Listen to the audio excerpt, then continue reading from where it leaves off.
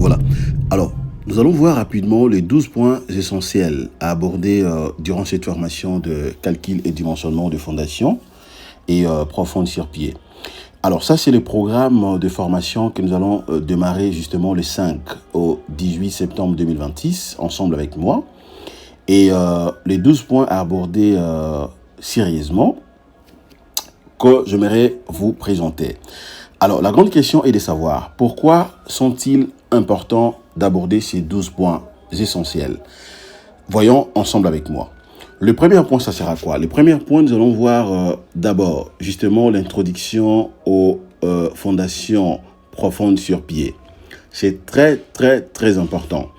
Et comme vous le savez très bien, dans une formation professionnelle, c'est toujours important de subdiviser la formation, généralement soit en 2 parties ou 3, voire même plusieurs parties. Alors si déjà la formation est subdivisée en 2 parties, c'est toujours important de voir aussi la partie théorique. Elle est très importante. Alors là, par exemple, le premier point, nous allons voir dans l'introduction aux fondations profondes sur pied. OK? Question d'expliquer à tout le monde c'est quoi en réalité le fondation sur pied.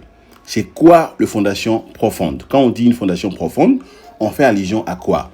Et le deuxième point, nous allons voir dans le prédimensionnement des pieds. Comment l'ingénieur peut-il prédimensionner correctement un pied? Est-ce que dès que vous avez un projet, c'est toujours important de passer directement à la modélisation? Ou bien l'ingénieur est censé d'abord maîtriser les dimensions de chaque élément avant de le modéliser? Et donc, c'est ça que nous allons voir. Comment prédimensionner le pied ensemble avec moi. C'est très important. Le troisième point, on verra donc quelques études géotechniques des sols. OK? Par exemple, les points liés par rapport au sondage.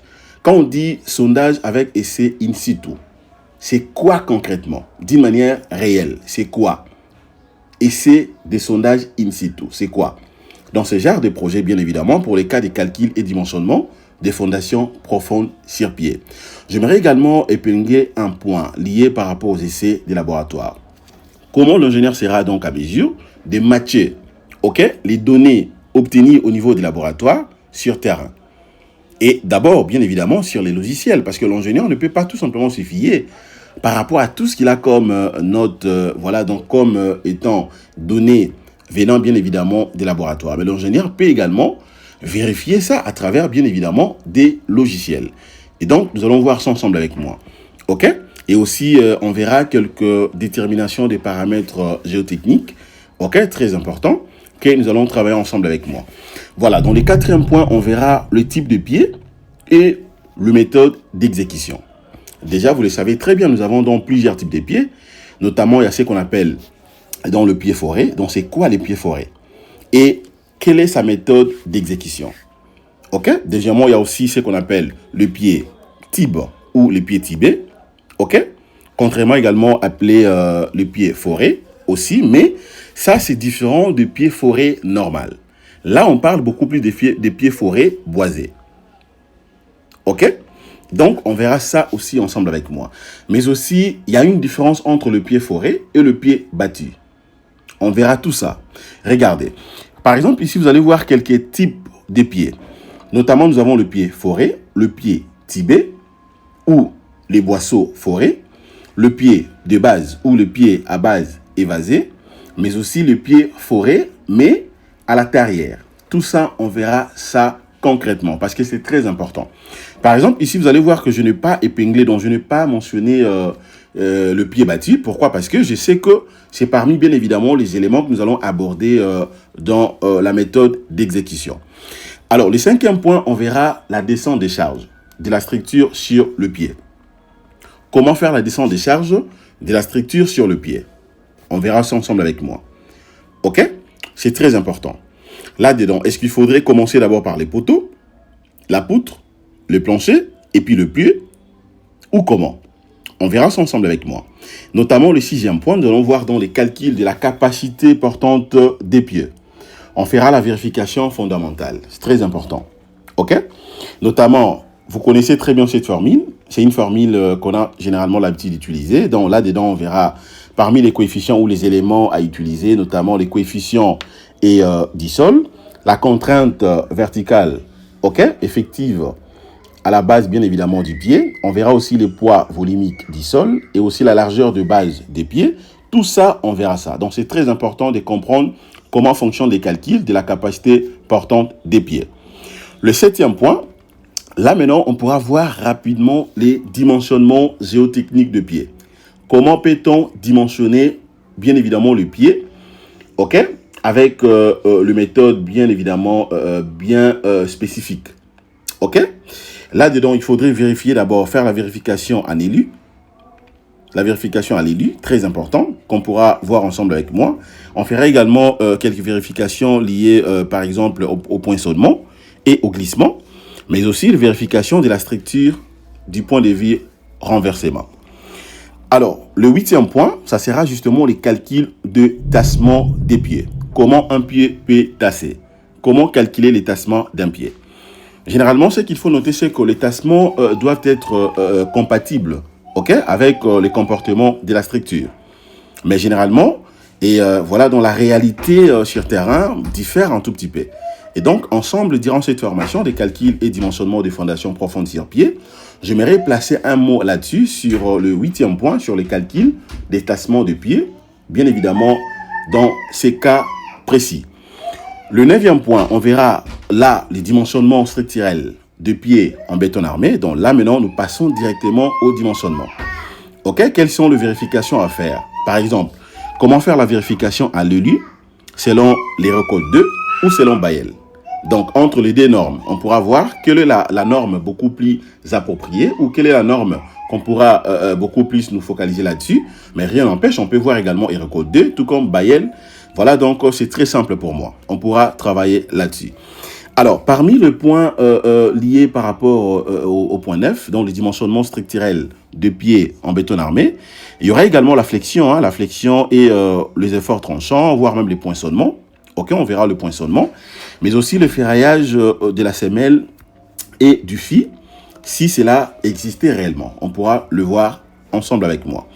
Alors, le 10e point, ça sera quoi? Le 10e point, là, nous allons voir les efforts horizontaux et les ancrages de pied.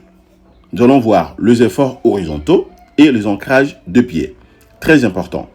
Le charge de la liaison, par exemple, de pied et la structure. Comment cela se fait? Ok, de biter et généré par des efforts. Comment l'ingénieur sera donc à mesure de bien vérifier tout ça? Comment faire la vérification des combinaisons ou la vérification combinée, par exemple, dans des N, des H et M, c'est-à-dire que de l'effort normal, le moment ou l'effort tranchant. Mais aussi, on pourra voir comment l'ingénieur peut vérifier l'excentricité des charges dans le E qui sera justement égal à M sur N dans le moment, sur l'effort normal. Comment peut-on le vérifier? Et aussi la répartition des pressions sous la base. La répartition des pressions sous la base, c'est-à-dire que en dessous de l'élément. Comment cela se comporte? Là-dedans, on pourra voir d'autres vérifications aussi, par exemple la stabilité globale de la structure ou les contraintes sous la base, donc en dessous, et voir même les glissements aussi, et pourquoi pas les renversements. Donc ça sera bien évidemment le 10e point. Très, très, très important. OK? Et donc, ce sont des points vraiment à maîtriser très, très bien parce que ça va nous aider à comprendre tous les éléments. Donc, c'est une formation que je vous demande justement de participer parce que vous ne serez jamais d'ici.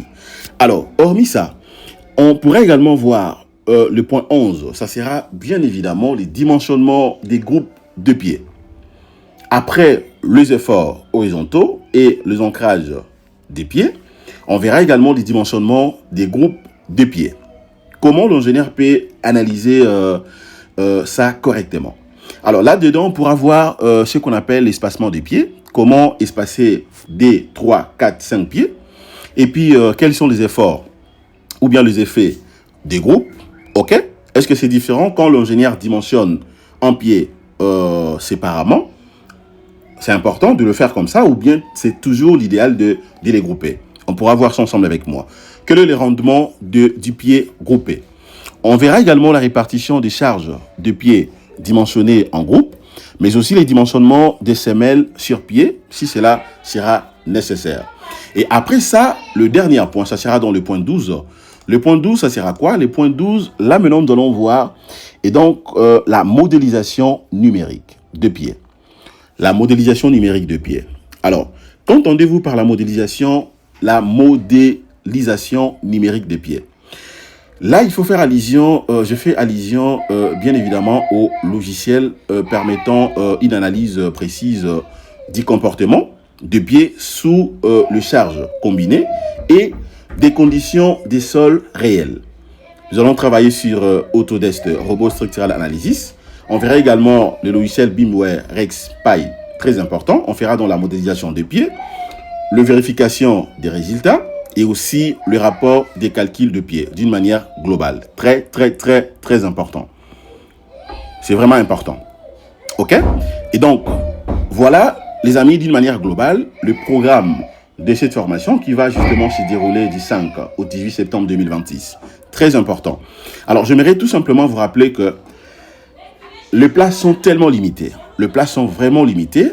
Et donc, vous avez vu déjà l'aperçu de l'élément que je viens de vous montrer tout à l'heure, notamment l'introduction aux fondamentaux ou l'introduction aux fondations profondes sur pied, le prédimensionnement des pieds, études géotechniques des sols, les types de pieds et méthodes d'exécution, la descente des charges de la structure sur le pied, le calcul de la capacité portante des pieds, les dimensionnements géotechniques des pieds, le calcul des tassements des pieds, les dimensionnements structurels de pieds en béton armé, mais aussi les efforts horizontaux et ancrage des pieds, le dimensionnement des groupes des pieds et enfin la modélisation numérique et vérification globale.